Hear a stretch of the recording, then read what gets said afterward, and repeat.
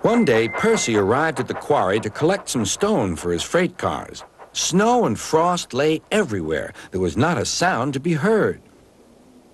Percy ventured further.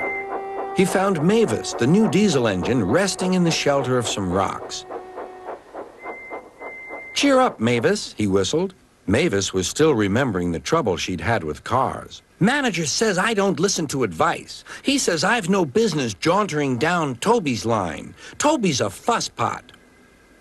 "Toby has forgotten more about freight cars than you will ever know," replied Percy. "You must put the cars where he wants them. Then you'll be a really useful engine. Now, if you'll excuse me, I have to take these stones to the harbor." Mavis liked Percy, but she still wouldn't listen to his advice. "Why shouldn't I go on Toby's line?" The siding arrangements were awkward. To put the cars where Toby wanted them, Mavis had to make several journeys.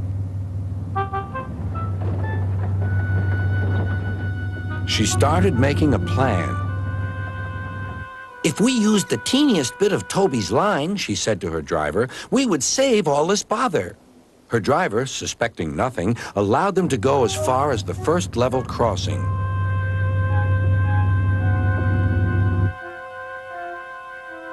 A few days later, the weather changed. As the snow melted, the quarry grew busy again.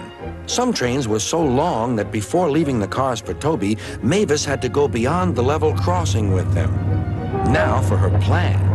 She would go further down the line without it seeming her fault. "Can you keep a secret?" she asked the freight cars. "Yes, yes, yes," they chattered. "Will you bump me at the level crossing and tell no one I asked you?" The cars promised. But while Mavis was away, Toby arrived. He decided to shunt the cars himself. The cars decided to bump him anyway. They reached the level crossing and Toby's brakes came on. This was the signal for the freight cars. "On, on," they yelled. Toby was away, with the cars screaming and yelling behind him. No one realized that melted snow had turned a stream ahead into a torrent, and the bridge above it was about to collapse.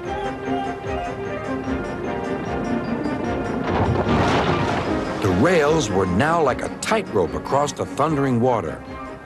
"Stop! Stop!" cried Toby. His driver fought for control. They came nearer and nearer to the bridge.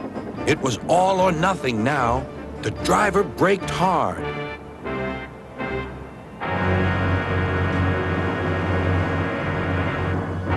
Toby stopped, still on the rails, but with his wheels treading the tightrope over the abyss. Mavis was horrified and quickly came to the rescue. Workmen anchored Toby with ropes while she pulled the freight cars away. Then she helped Toby to safety.